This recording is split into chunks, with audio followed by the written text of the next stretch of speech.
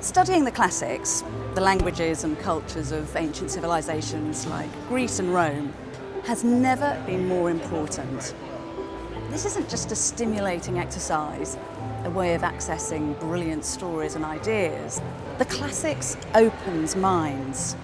They help the next generation to appreciate the deep foundations of their lives and to value other cultures across the world and through time.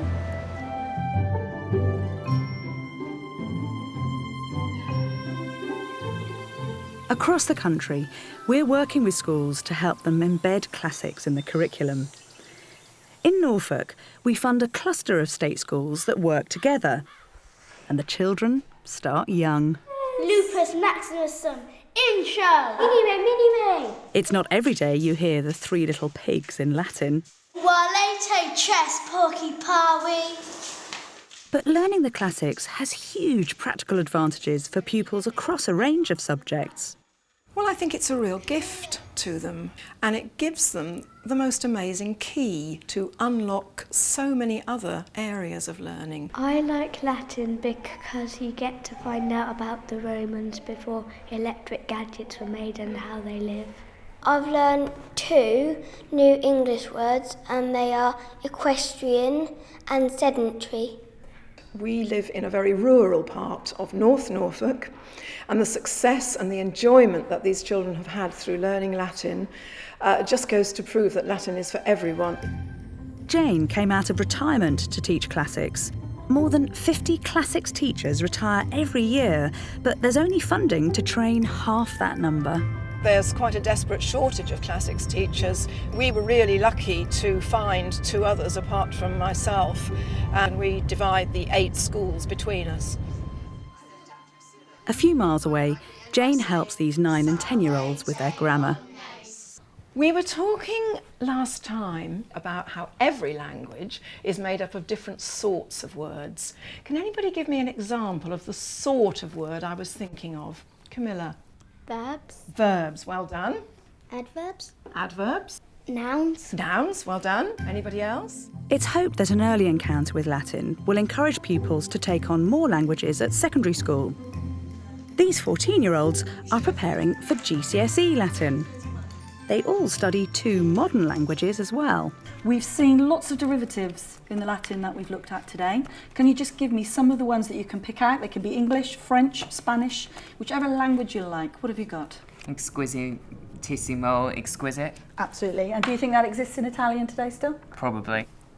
Medicamentum, which is medicine or médecin in French. Brilliant. Doctor. First of all, it gives them a confidence with their own language and understanding it and using it. It's helping my grammar, which I used to struggle with at primary school, so I have a lot more confidence now. The links with other languages are obvious to see. At the moment, I'm studying French as a GCSE, so it helps me link all the words together. At this London secondary school, a Classics for All grant has enabled 20 pupils to learn ancient Greek. Another 20 are on the waiting list. The girls study using video conferencing. And we're going to look at one of Aesop's fables. Can anybody tell me the word for frogs in Greek? Hoi batra hoi. Have a go at it. Hoi batra hoi. We don't have an ancient Greek teacher here in schools, so this is the next best thing. Sarah sits in on all the classes.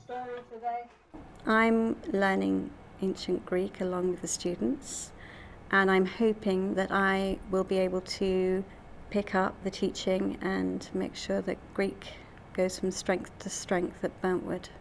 These students are learning ancient Greek as a way to get ahead.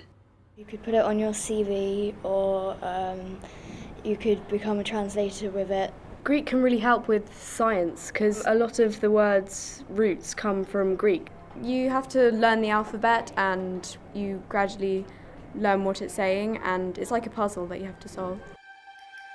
We want young people to learn not just about the languages, but to experience the literature of the ancient world. This North London school is one of 5 trialling a scheme to introduce the epics of Homer and the works of Ovid as part of Key Stage 3 English. This morning we are going to be reviewing the story of War with Troy. Now, it all began with a piece of fruit. Who wanted that? Athene. Good man. So far, the scheme reaches 500 pupils, but this will increase to 2,000 next year. And it's hoped that eventually it will roll out across the UK. I think for the students, they've enjoyed the development of the narrative, the number of different characters who were involved and the different ideas and themes that they have incorporated. If I could sing now, I'd sing of King Priam, his eyes pricked with salty tears, trickling down his pale cheek onto his old white beard.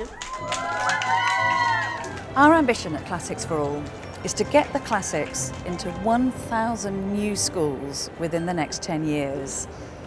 Pupils, parents and teachers all tell us that this is what they want. But our issue is that right now we just don't have enough trained classics teachers to meet the huge and growing demand. So let's be remembered as the generation that turned that situation around. Because classics really should not be just for some. Classics should be for all.